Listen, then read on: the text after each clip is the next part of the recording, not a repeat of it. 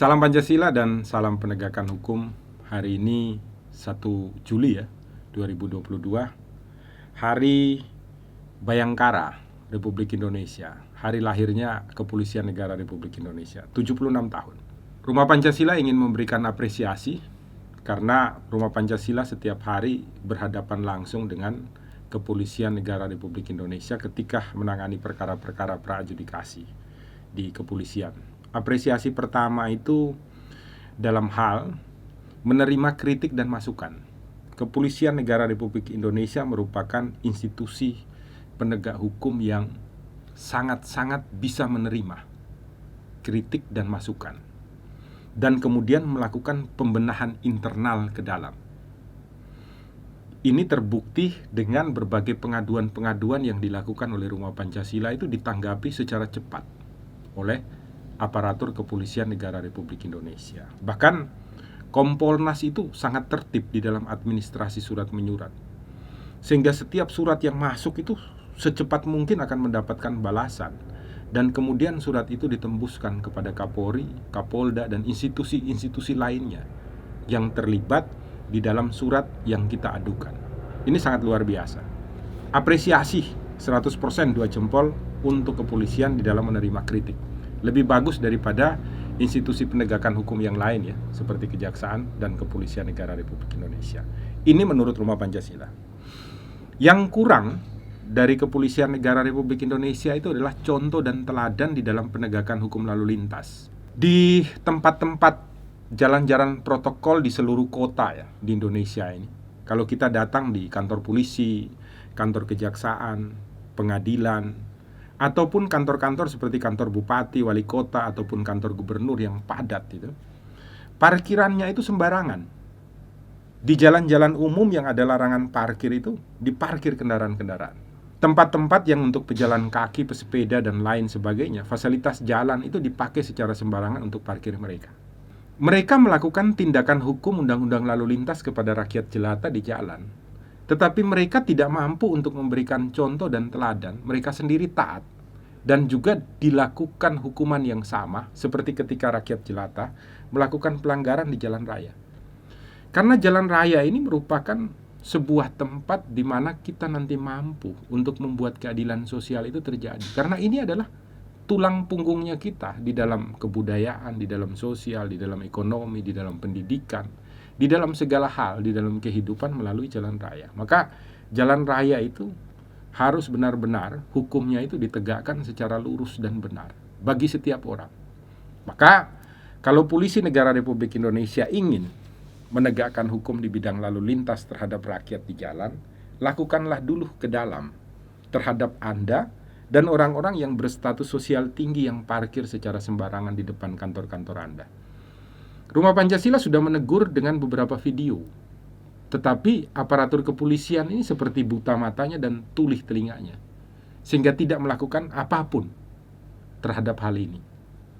Maka melalui hari yang indah ini, tanggal 1 Juli, Rumah Pancasila minta Pak Kapolri untuk memerintahkan Kakor Lantas ya, untuk melakukan pembenahan, penertiban tata cara parkir yang benar, tidak boleh di tempat-tempat yang dilarang.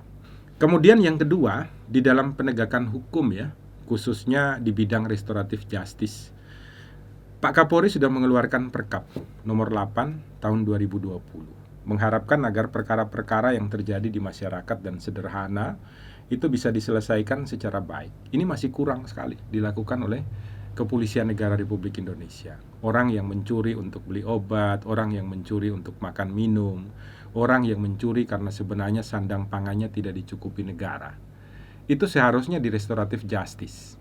Sehingga apa? Sehingga satu, penjara itu tidak penuh. Yang kedua, poinnya itu adalah keluarga mereka, anak istrinya mereka itu tidak menjadi terlantar.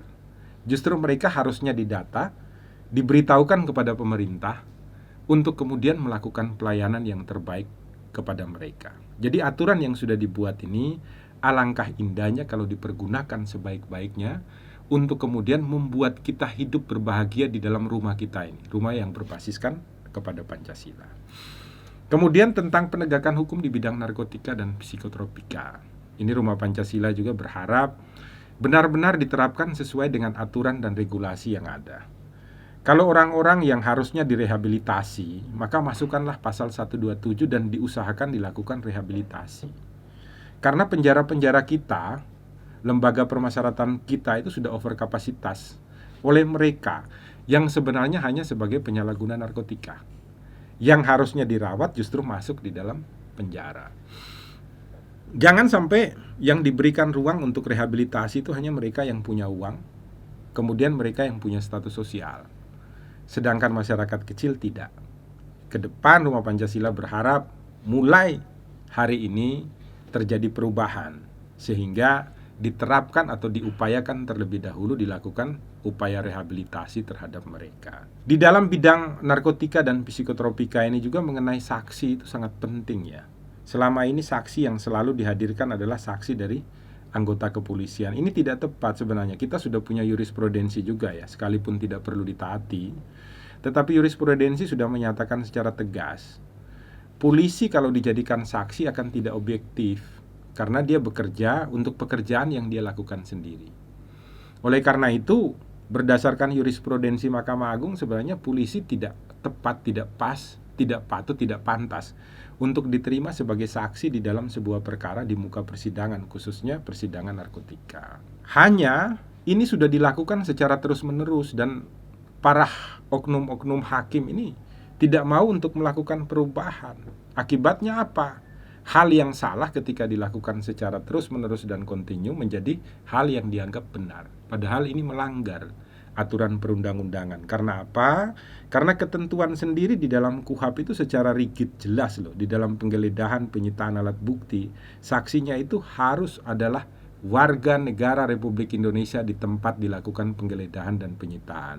Itu Anda bisa baca di dalam pasal 33 dan pasal 129 di dalam KUHP itu secara jelas. Jadi ke depan Rumah Pancasila berharap diberikan sebuah masukan kepada anggota kepolisian di lapangan supaya tidak lagi menjadi saksi di dalam perkara-perkara narkotika. Rumah Pancasila berharap Pak Kapolri segera melakukan pembenahan karena banyak sekali ya anggota kepolisian itu yang tidak mampu untuk menerapkan aturan hukum dalam nilai-nilai Pancasila. Sehingga ke depan Rumah Pancasila berharap adanya sebuah kursus-kursus singkat ya kepada seluruh anggota kepolisian negara Republik Indonesia tentang nilai-nilai dan praktik Pancasila ketika mereka berhadapan dengan peraturan perundang-undangan. Sehingga nanti pelaksanaan dari peraturan perundang-undangan itu di dalam penerapannya itu benar-benar dapat diwujudkan dalam rangka untuk kita bertuhan secara baik, memanusiakan manusia secara baik, menjaga bangsa secara baik, negara secara baik, dan tujuannya sebesar-besarnya untuk keadilan sosial bagi kita semua. Maka perlu sekali ya nilai-nilai Pancasila ini ditanamkan sehingga membaca undang-undangnya itu menjadi benar, tepat, pantas, layak untuk dilakukan secara baik. Terlebih-lebih biasanya di dalam penegakan hukum yang sangat ringan, yaitu seperti melakukan operasi lalu lintas dan lain sebagainya. Intinya, Kepolisian Negara Republik Indonesia mulai membenahi diri untuk menjadi lebih baik dari waktu ke waktu, karena kami selalu bersinergi dengan mereka. Apabila ada kritik-kritik dan masukan dari Rumah Pancasila, itu adalah karena kami sayang, kami cinta, dan kami sangat mengapresiasi kinerja polisi. Karena kalianlah yang menjaga kami bisa hidup damai di rumah Indonesia, tidak seperti di negara luar. Oleh karena itu ketika ada kesalahan-kesalahan kecil, itu kami kritik.